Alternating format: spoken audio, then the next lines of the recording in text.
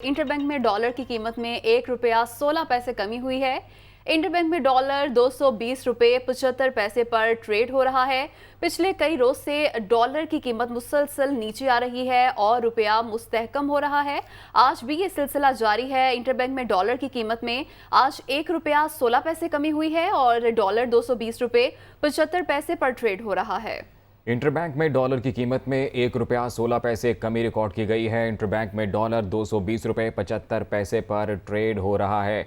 Dollar के मुकाबले रुपए की कदर मुस्तहकम होती नजर आ रही है। इंटरबैंक में डॉलर की कीमत में आज 1 रुपया 16 पैसे कमी रिकॉर्ड की गई है। इंटरबैंक में डॉलर 220 रुपये 75 पैसे पर ट्रेड हो रहा है।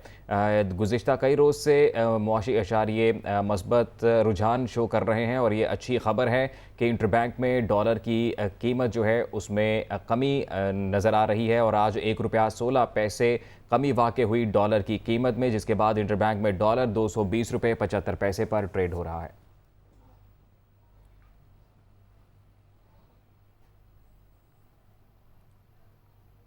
वज़ीर-ए-आज़म मोहम्मद शहबाज शरीफ ने कहा है कि इमरान नियाज़ी ख़ुद को बेवकूफ़ बना सकते हैं, कौम को नहीं। कौम ने देखा कि इमरान खान ने अफवाज पाकिस्तान के ख़िलाफ़ किस तरह के अलक़ाबात इस्तेमाल किए। अपने ट्वीट में वज़ीर-ए-आज़म शहबाज शरीफ ने कहा कि PTI के सोशल मीडिया ट्रोल्स ने अफवाज पाकिस्तान के खिलाफ नफरत अंगेज ट्रेंड चलाए। क्या शोहदा के ख़ानदान ये सब भूल जाएंगे? फवाद चौधरी ने कहा है कि शहबाज गिल के अल्फाज का चुनाव मुनासिब नहीं था। गलतियां होती हैं, ऐसे कोई फर्द या पूरी पार्टी गद्दार नहीं हो जाती। एक दूसरे को स्पेस देनी चाहिए। हुकूमत चाहती है इलेक्शन ना हो, इसलिए फसाद की कोशिश करती है। हम किसी फसाद और हंगामे के बगैर इलेक्शन चाहते हैं। वो दुनिया का इमरान खान के साथ में गुफ्तगू कर रहे थे। हम इस वक्त इलेक्शन हो, हम 2/3 अक्सरियत से इमरान खान ये इलेक्शन जीत रहे हैं। हुकूमत का तजशन नहीं होने देना चाहिए क्योंकि इलेक्शन होते हैं तो इमरान खान इलेक्शन जीत रहे हैं। लिहाजा अब इलेक्शन रोकने के लिए वो बुनियादी तौर के ऊपर मुल्क में फसाद चाहते हैं। वो फसाद चाहे इलेक्शन कमीशन के फैसलों से पैदा हो, चाहे वो जो माहौल पैदा किया जाए कि फौज और PTI में एक लड़ाई कड़ी करवा दी जाए उस तरह से पैदा हो, या जो भी अब माहौल पैदा हो, इलेक्शन नहीं होने चाहिए। हमारा जो मुद्दा है, हमारा जो कामयाबी होगी हमारी वही होगी कि हम बगैर फसाद के, बगैर लड़ाई झगड़े के इलेक्शंस इस मुल्क में करवा लें। मुझे एक नाम बता दीजिए जो PTI का हो जिसने ये शोहदा के खिलाफ ट्रोलिंग में हिस्सा लिया हो। पॉलिसी बयान नहीं था, कहीं डिस्कस, कहीं पे बात नहीं हुई। बीपर आया है, शहबाज ने बीपर दिया है, वर्ड्स की चॉइस जो है उसकी मुनासिब नहीं होगी। लेकिन आप देखिए जो फजलुर रहमान ने पहले बयान दिए हैं, जो नवाज शरीफ ने दिए, लफ्जों से कोई गद्दार तो नहीं हो जाता ना। लफ्ज तो कॉन्टेक्स्ट में होते हैं। आप उसको बुला के कह दें कि बिल्कुल तुमने गलत किया है, इसके ऊपर माजरत करनी चाहिए, वो शहबाज माजरत कर देता है। आप पूरी पॉलिटिकल पार्टी इतनी बड़ी को आप कह दें कि नहीं गद्दार हो गई है क्योंकि एक बंदे ने ये बीपर दे दिया। देखिए मेरी नजर में गलतियां हुई होंगी, हम भी कोई फरिश्ते नहीं है, हमसे भी गलतियां हुई होंगी। इस चीजों को ठंडे दिल के साथ बेहतर करने की जरूरत है और पॉलिटिकल पार्टीज को भी मैं तो समझता हूं कि एक दूसरे को स्पेस देने की जरूरत है। हमारी कोशिश इलेक्शनों तक पहुंचने की है, फसाद के बगैर। कानून की सख्त अमलदारी कायम होने और हकायक सामने आने के बाद गुमराह अफराद सीधे रास्ते पर आने लगे। फौज मुखालिफ बयान देने वाले एक और PTI कारकुन को गलती का एहसास हो गया। लाहौर के रिहायशी मोहम्मद शबीर का कहना है कि वो 10 साल से तहरीक इंसाफ का कारकुन है। उसके बयान से किसी की दिल आज़ारी हुई है तो वो माजरत खां है। मोहम्मद शबीर है, मैं भगवानपुर का रक्षी हूँ। मैं पिछले 10 साल से PTI से बसता हूँ और इमरान खान को पसंद करता हूँ। मुझे मियाँ महमूद रशीद और मियाँ हामिद वगैरह ने शर्ट मटाउन के जनरल सेक्रेटरी का वादा किया हुआ है। पिछले दिनों मैं सुप्रीम कोर्ट रजिस्ट्री पर अपने PTI के दोस्तों के साथ गया, अपने सरार पर एक नज़म बोल दी जिसकी वजह से मैं बहुत शर्मिंदा हूँ। अगर इस नज़म की वजह से किसी का दिल दुखा है तो मुझे खुदा के लिए माफ़ कर दे। चेयरमैन PTI इमरान खान की हिदायत पर वज़ीर आला चौधरी परवेज़ इलाही ने पंजाब भर में कारोबार के औकात कार की पाबंदी ख़त्म करने का ऐलान कर दिया। कारोबारी मराकज़ रात 9 बजे के बाद भी खुल सकेंगे। इतवार को भी कारोबार खोलने की इजाज़त दे दी गई है। वज़ीर-ए-आला पंजाब चौधरी परवेज इलाही की ज़ेर सदारत पंजाब भर के ताजिर नुमाइंदों का इजलास में चेयरमैन PTI के फोकल पर्सन बराए ट्रेडर्स नासिर सलमान, सूबाई वज़रा, रहनुमा PTI असद उमर, शफकत महमूद और आला अफसरान शरीक हुए। वज़ीर-ए-आला पंजाब ने इजलास में पंजाब भर में कारोबार की औकात कार की पाबंदी खत्म करने का ऐलान किया। सूबे भर में अब रात 9 बजे के बाद भी दुकानें खुल सकेंगी। इतवार को भी कारोबार खोलने की इजाज़त दे दी गई। चौधरी परवेज इलाही ने कहा कि चेयरमैन PTI इमरान खान की हिदायत पर खुशहाल ताजिर और पंजाब के विजन पर अमल पैरा हैं। उन्होंने कहा कि नून लीग ने बड़ा प्रोपोगंडा किया कि शहबाज शरीफ आएगा तो हवा बदल जाएगी, लेकिन शहबाज शरीफ के आने से महंगाई का तूफान आ गया। शहबाज शरीफ ने तो ताजिरों पर ही बिजली गिरा दी। इजलास में असद उमर का कहना था कि ताजिरों पर किसी किस्म की पाबंदियों के हक में नहीं है। वज़ीर आला ने ताजिर बरादरी के मसाइल हल करने के लिए सूबाई वज़रा मियां असलम इकबाल और नासिर सलमान की सरबराही में कमेटी भी कायम कर दी। वज़ीर आला पंजाब से चेयरपर्सन चाइल्ड प्रोटेक्शन ब्यूरो सारा अहमद की मुलाकात। वज़ीर आला परवेज इलाही को child protection and welfare bureau की कारकर्दगी पर ब्रीफिंग। चाइल्ड प्रोटेक्शन ब्यूरो का दायरा कार हर जिला तक बढ़ाने की ज़रूरत है, ऐसा कहना था परवेज इलाही का। वज़ीर आला परवेज इलाही ने child protection and welfare bureau की कारकर्दगी को सराहा।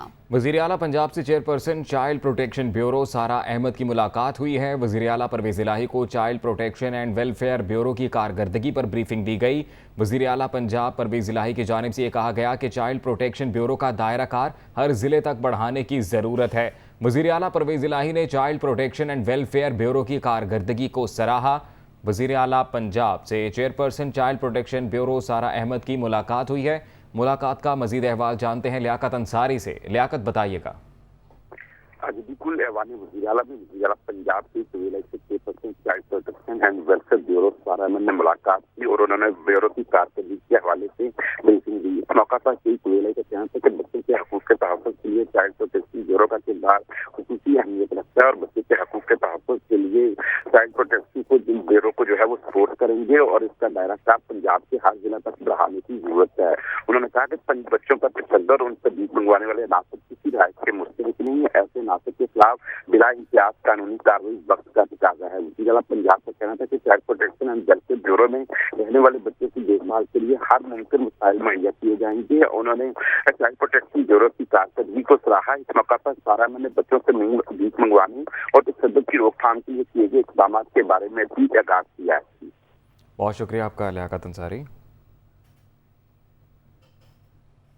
कराची में महमूदाबाद से कयूमाबाद जाने वाली एक्सप्रेस वे पर बारिश का पानी ताहाल मौजूद है। कराची के मुख्तलिफ इलाकों में बारिश हुई और बारिश जहमत भी बनी। बहुत से इलाके ऐसे हैं जहां पर बारिश का पानी ताहाल जमा है और निकासियाब का कोई इंतज़ाम नहीं किया गया और इसी वजह से ट्रैफिक जैम के मसाइल भी बढ़ गए हैं। इंतज़ामिया गायब है।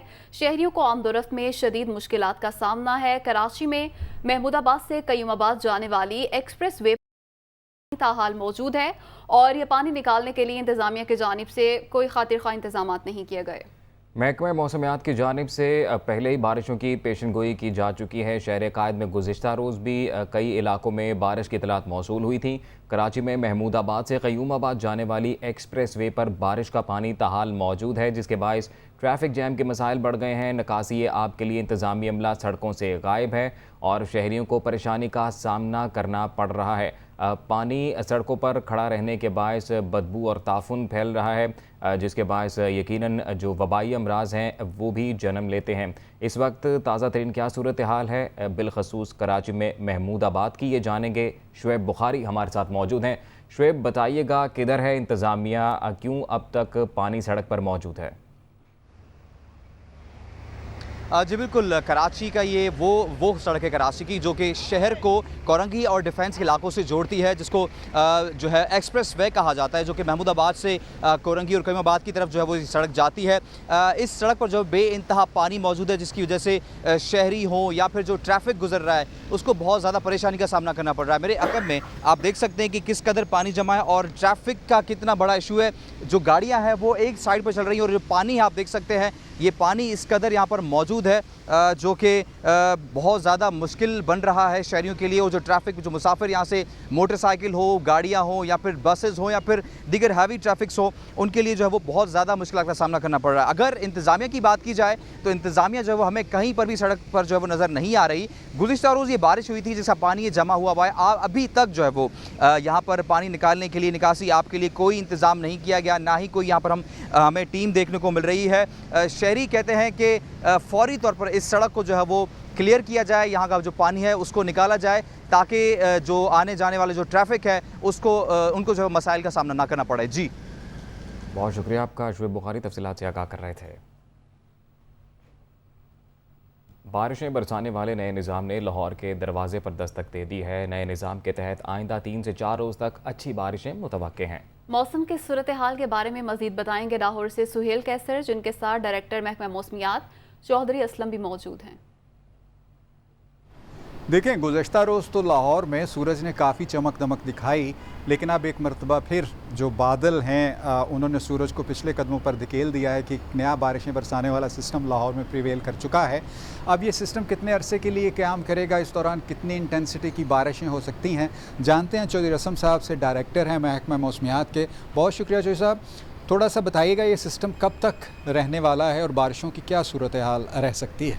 जी बिल्कुल, जैसे आपने कहा कि जो मानसून का नया सिस्टम है पंजाब समेत मुल्क के मुख्तलिफ इलाकों में दाखिल हो चुका है और लाहौर में आज अच्छी बारिश की उम्मीद है और अगले 2-3 दिन में कोई मूसलाधार बारिश हो सकती है। अच्छा सर, साउथ पंजाब के बारे में फिर एक मरतबा प्रेडिक्शन की गई है कि वहाँ पर तो बहुत ही ज़्यादा बारिशें होने के इम्कानात हैं, तो ज़रा थोड़ा सा उस बारे में बता दीजिए। जी बिल्कुल, साउथ पंजाब में पहले ही काफ़ी बारिशें हो चुकी हैं, जैसे वो काटन बेल्ट है।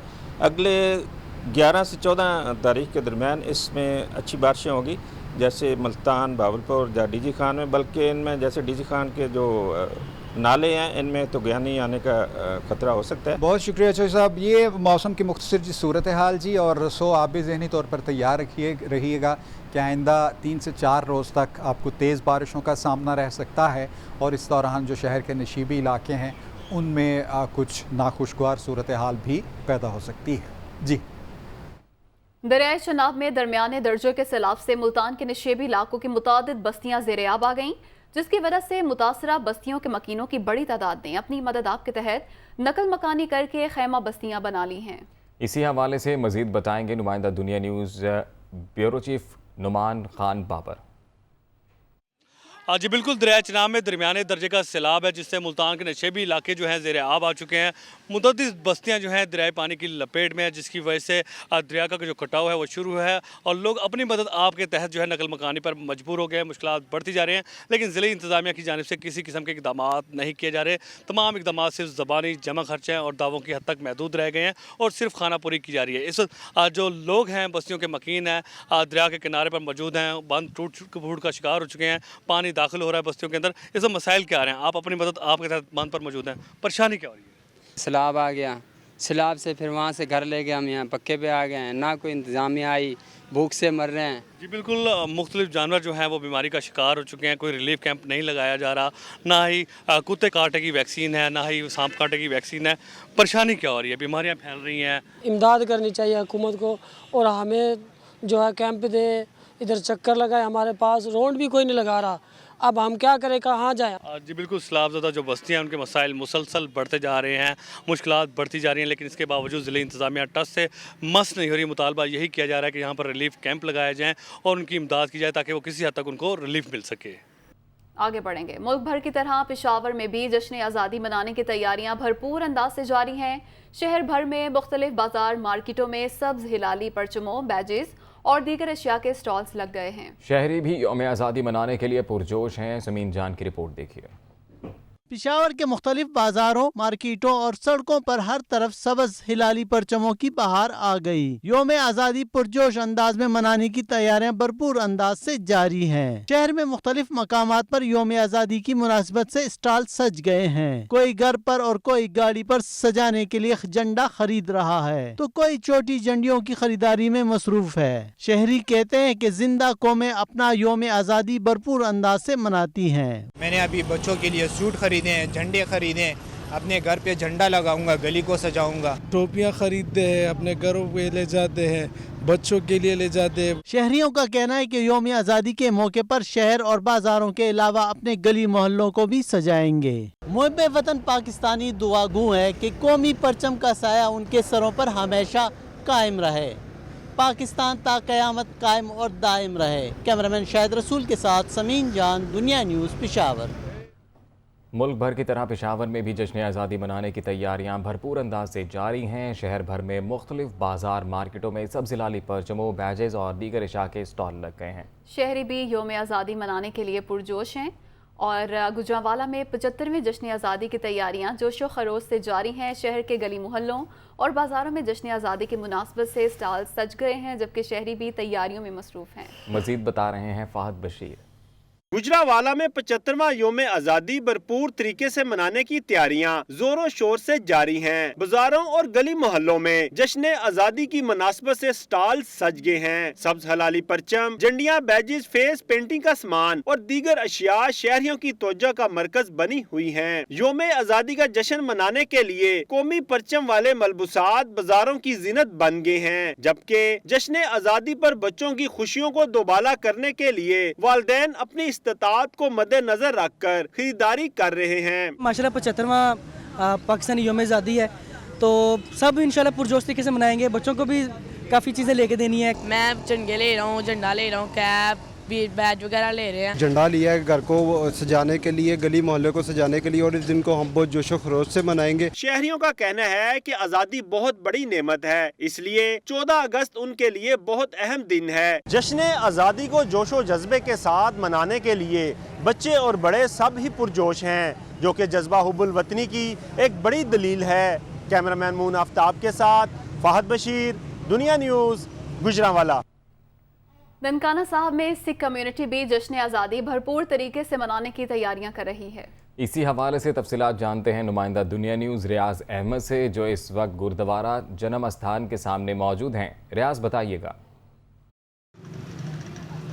जी बिल्कुल, इस वक्त मैं मौजूद हूँ गुरुद्वारा जन्म स्थान ननकाना साहब के सामने, जहाँ पर सिख कम्युनिटी के लोग जश्न आज़ादी मनाने की तैयारियां कर रहे हैं। मेरे साथ इस वक्त सिख रहनुमा मौजूद है, ये इनसे जानते हैं ये क्या कहते हैं। गुरुद्वारा सी जन्म स्थान में जश्न आज़ादी के लिए बहुत बड़ा केक इस बार काटा जाएगा, और इसके अलावा बच्चों को जो है कौमी तराने जो है वो सिखाए जा रहे हैं, अच्छी पोइम सिखाई जा रही हैं, और इस परचम की जो अहमियत है और आज़ादी क्या होती है, गुलामी क्या होती है, ये बच्चों के अंदर, उनके अंदर यह एहसास डाला जा रहा है, ताकि वो अपने वतन पाकिस्तान के लिए आगे पढ़कर आगे बड़े अफसर बने और अच्छे पॉलिटिशियन बने, ताकि हमारा ये परचम दुनिया के नक्शे पर हमेशा उसी तरह झूलता रहे जिस तरह ये 75 सालों में झूल रहा है। जी, आपने सुना है, सिख रहनुमा का कहना है कि सिख कम्युनिटी के लोगों ने घरों को सजाने के लिए बैजेस, झंडियाँ, झंडे ले लिए हैं।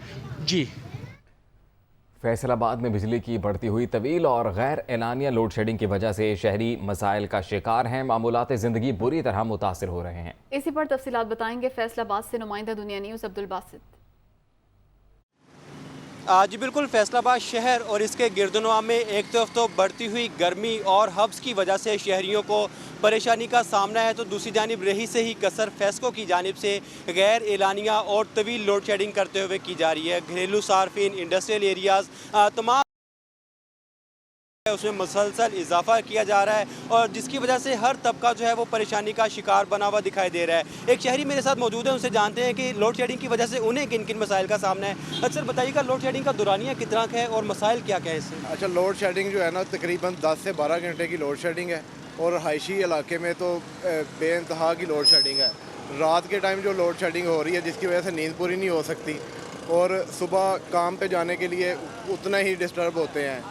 काफ़ी देर तक पानी की वजह से भी, लोड शेडिंग की वजह से पानी का मसला बड़ा बना रहता है। तबाही के दहाने पे आगे हुए हैं लोड शेडिंग की वजह से। बिल्कुल, घर पे हो तो लोड शेडिंग की वजह से रात को नींद पूरी नहीं होती। सुबह के औकात में जब काम पर जाते हैं तो वहाँ पे लोड शेडिंग की वजह से मसाइल का सामना करना पड़ रहा है। तो शहरियों की जानिब से यही मुतालबा किया जा रहा है कि लोड शेडिंग को फौरी तौर पर कंट्रोल किया जाए, ताकि शहरियों के मसाइल भी ख़त्म हो सके।